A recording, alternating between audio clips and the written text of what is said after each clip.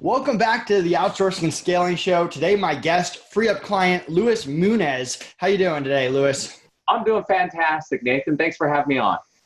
Excited to talk to you. We're going to dive all into remote hiring, scaling agencies. For those of you that don't know, Luis has a background in management training and business planning. He's the director of success at FunnelWave. He's been working with small businesses and startups for several years, helping implement growth strategies that focused on fast, profitable growth while allowing the owners to stay in the area of core genius, which is what we talk all about, staying inside your core competency. I'm excited to talk to you, and we're going to talk all about that. But first, let's take a gigantic step back. What were you like growing up? Were you a rebel? Were you a straight-A student? Did you know you wanted to be an entrepreneur? I was full of self-limiting beliefs, and I was the outcast. I was the kid who didn't have a lot of friends, but I went to everybody else's defense. So I was, it was an unhappy home environment. I got into a lot of fights with kids that were picking on other kids. So I was always standing up for the little guy, but at the end of the day, I always took responsibility for the situation that happened. And I think that what it ended up doing was made me somebody that was willing to go against the grain and do the right thing, even if it wasn't the most popular thing to do, which is why we built FunnelWave the way we have. Talk to me about starting an agency from scratch. What is that first year like? Oh man, that is like the most insane thing that I've ever experienced. And I thought college was the most difficult thing that I had ever done. But it took me 7 years to finish because I had switched my degree several times and I faced poverty the whole way through. There was times I picked fruit on the way home to college to be able to feed myself for the day because I was so broke. But it was like this thing that I needed to have happen in my life because that first year of having an agency was like being pummeled from every direction. And you had to have this strong inner voice to allow you to just grit through and be determined to finish. I love it. So talk to me about your first hire. Who was it and how did that go?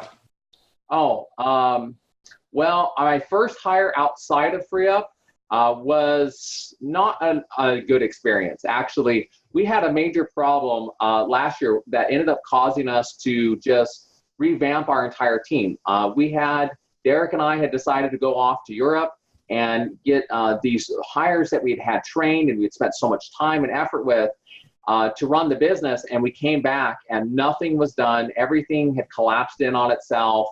And we had dumped a lot of money into something that was not even a minimal viable product. And we were fed up with chasing people around, begging them to apply themselves, try to learn some things, and trying every stick and carrot that I could possibly think of. And we just said, this is it. We have to just fire everybody. It's not going to work.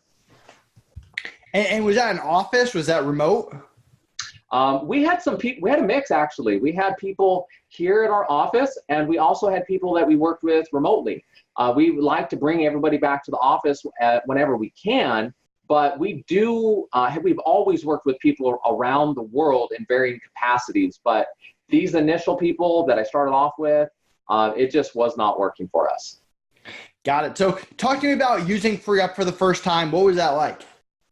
It was like being able to go into somewhere and have a fulfillment on demand. I could go in, pull a lever on something, and here's a variety of options for that solution that I need. And the best thing about it was that even though some of the things that we get into at FunnelWave are very niche and off the wall, we could still get somebody that had the ability to do what we needed, and I didn't have to spend hours and hours searching for it. You have to understand, before FreeUp, I was spending hours and weeks at a time just trying to get one project done, and now I'm just firing off stuff left and right.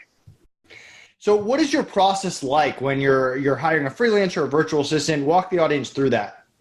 Okay, so we use a very different approach, I'm assuming, than many people. My partner, Derek Smallwood, he is an organizational genius. And for years, I had been talking to Derek about organizational management theory that says there is a set pattern of things that you can do inside of your business to have two outcomes, and that is productivity and long-term retention inside of your business. But what happens when you get people that aren't willing to apply themselves, and you have to search for days and weeks just to find an applicant, especially in today's marketplace, where in the US we're facing the fiercest job market in like the past 60 years. Right. Well, it was a recipe for disaster. So what we did was we implemented a process in Trello and Slack, wherein we bring a lot of people into the business and we say, listen, this is the project that I have. Nathan makes a lot of people available to us, and we start running them through a process. Here's my documentation. In this documentation, it's going to tell you the next step. If you don't read that, then you don't ever get past the first invitation. Once you're in the second stage, here's the Trello board that you're going to work on. You need to go through, read all these cards, and in there are going to be the next steps that you need to take to move on to the next process. And it's built in such a way that those people that are willing to apply themselves and to get the work done, they quickly rise to the top of the ladder. And I already have people that are team leaders and taking care of projects. I have some people that are chasing me for more work, which is what I want, because in the past, it was always the other way. I love it. So talk to me about communication. You've got all these people, they're all over the world. You're using Trello. How are you communicating? How often are you communicating? Walk the audience through that. So my background for my degree is in international business. So it puts us at some areas of specialty for working with people internationally. But to be entirely candid here, Derek's ability to organize and use the different technology that is available to us these days is the key to this operation, which I never expected. What we do is we bring people in and we implement Slack so that we have, first and foremost, a record, a searchable database for all of our interactions with these people. And that gives me the ability to switch people in and out of positions. Oh, okay, well, that person didn't work out, or they need to take the week off. I got another person. They jump right into the thread and they continue on. They can see the complete history of what was going on. And it's the same thing with Trello. With Trello, we're able to have multiple teams that operate in different departments. So for example, I have a website development team. I have a podcast development team. I have a branding team, and I have team leaders. And the best people get to be in the leadership position, but everybody else that would be the assistant, the support, the XYZ thing to get that department up and running, they're able to be switched out until I get the people that I need to be in there. And to make everything just as searchable as Slack. You can use searches. You can use a lot of organizational processes using the Kanban board. And these tools are finally able to be properly used in my business because Nathan connects me with people that have the relevant background. And on a management side of things, I know what it takes in order to grow a business and use really good operational tools. But if you can't get a team to use them, then it doesn't matter. And now I don't have that problem. We appreciate it. So I know you have the 2 Comma Club Award. I see it in the background for those of you that are watching on YouTube. What do you think holds agencies back from getting to that higher level? Maybe someone who's doing 5 figures, they want to do 6, they want to do 7, they want to do 8. What's holding those agency owners back or business owners back? There is 2 main things that I have identified that hold these people back. First and foremost, and this is a problem both for the agency and every single one of their clients, and that is the fact that if you specialize in, let's say in Facebook ads or SEO or building websites, you do that thing. And that's all that you do though. So all of a sudden in order to get more revenue into the business, you have to go acquire more clients. I've been in that position.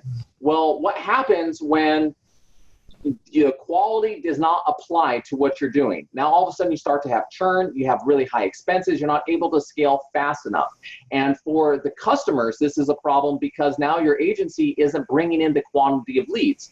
If the customer, the client has the leads coming in and they're turning into paying customers, they have a lot more revenue available to pay the agency. So sometimes they try and add a few other services, website and SEO, that kind of goes together. Google ads sometimes. Well, at the end of the day, you, the agency owner, are now trying to expand your operational sphere, which you could barely do to begin with. And now you have to learn a whole new world of things. Well, this prevents you from actually building your funnel. building the back end of your business while building the front end of the business so that you can bring in more customers and service them. I love it. Talk to me about the funnel, because I know obviously funnel is your area of expertise. Where do people go wrong in the funnel, and what are some tips you can give the average entrepreneur to not make a good funnel, but to make a great funnel? First and foremost thing that you have to understand, if you're new to funnels especially, and that is that the concept of average cart value. What is the value of each customer that you have coming in? Sometimes people tell me, oh, Luis, well, I only offer Facebook ads, or I only do XYZ thing. I don't want to have multiple different offers out there. Well, you know what happens when you have multiple different offers?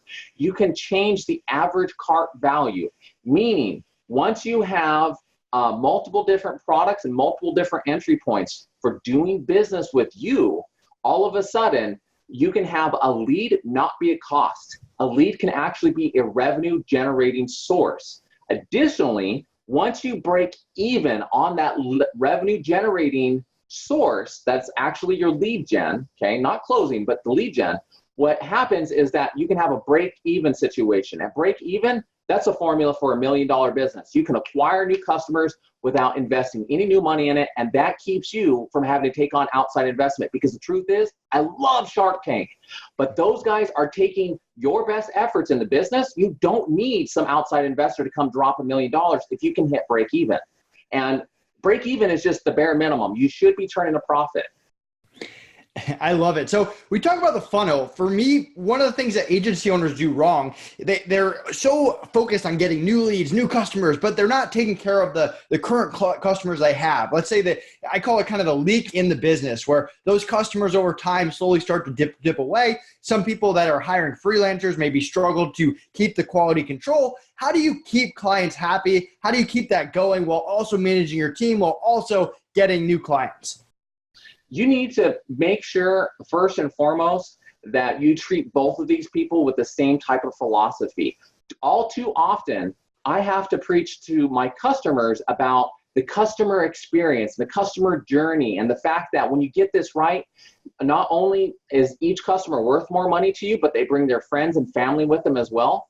But then when it comes to our employees, we just treat them like dirt, right? Because I am paying you to do a job. That is not the philosophy to have.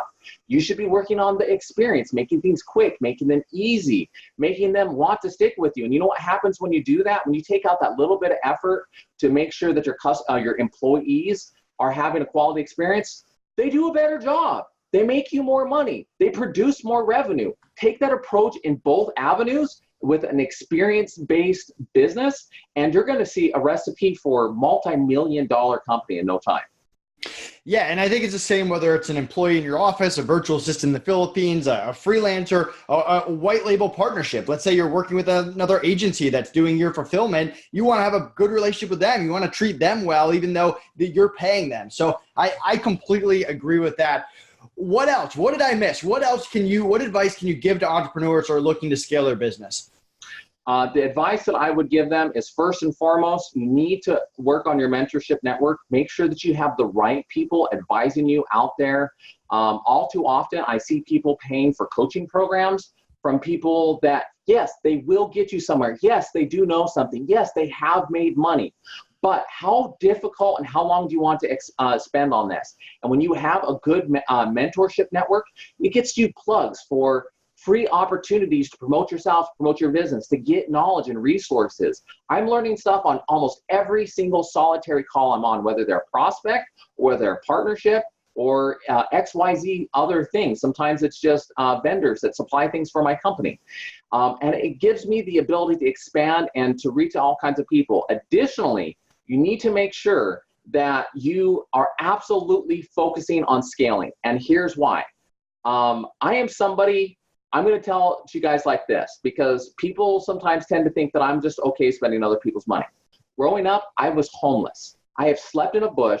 I have eaten hot dogs for months at a time. I have gone to sleep not knowing where my next meal is going to come from. I can make a penny scream. There's nobody that survives more to me. But when I started working with Derek, my partner, and he helped me to understand that in order to win that 2 Comma Club award, that there was going to have to be a paradigm shift in my mind where I said, I'm going to go deeper. I'm going to apply more. I'm going to have this, and I'm going to spend to get to where I want to be. Then I realized that I was going to have to offer a wide variety of products, be an expert in my area, and be able to apply myself in such a way that it would cash flow the business. And when you work with somebody that it has a mentorship network or has the solutions to everything that you need in your business, no longer are you the limitation. Through collaboration with other people, you can quickly get the tools, knowledge, and resources that you need, even if you're a tiny business. In the past year, for example, when Derek and I started to do FunnelWave full-time, I went from a guy who's had multiple failed businesses and seen good people apply themselves for years to make pennies, to somebody who was able to do $100,000 worth of business in the first 90 days. And that was life transforming. These things work. They will absolutely change you. They will change your business, and things finally get easy. I love it. Any last thoughts on hiring remote or on FreeUp? Absolutely. Do it. Don't hesitate. Don't think about it. Hire a lot.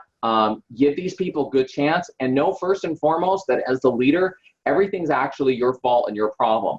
But the solution to it even is that you have to go in there and offer a organized system and process to help these people come on board and be prepared to win. If you hire somebody and you've put nothing in place before them, then it's your fault that they fail. Also, if something doesn't work and you didn't learn the reason why it didn't work and make changes to make it work, you're never going to hit success. It's not FreeUp's problem. It's not your customer's problem. You're the problem. Identify the problems, put things into place, and just keep moving until you hit the next one, because business is just a series of problems that we're going to solve. Luis, thanks so much for coming on. Where can people find out more about you, and what are you most excited about for the rest of the year? I'm most excited about the fact that, first and foremost, there is going to be a paradigm shift in growing your business. In that now with FunnelWave and the Smart Site application that we've developed, you can finally have access to everything that you need for your business. No longer are you going to have to go to somebody for lead gen, then somebody else for advice, and then somewhere else for marketing and budgeting. We are going to be able to bring to people everything that they need to scale from $0 to $1 million, so that people that are good in one area of their business can just do that one thing and succeed, because hardworking individuals should succeed. This is America, the land of opportunity, and you can find us at funnelwave.com or find us on Facebook. Just search FunnelWave and you'll find our business page. The lines are always manned. Come and hit us up if you're looking for fast, easy business growth without having to take on outside investment. Awesome. Thanks so much for coming on. Have a great rest of the week. Thank you, Nathan. I appreciate it. Hey everyone, thank you so much for watching. Did you enjoy this content? If so, click like, leave us a comment, and subscribe to our channel so we can continue bringing you great content all about hiring.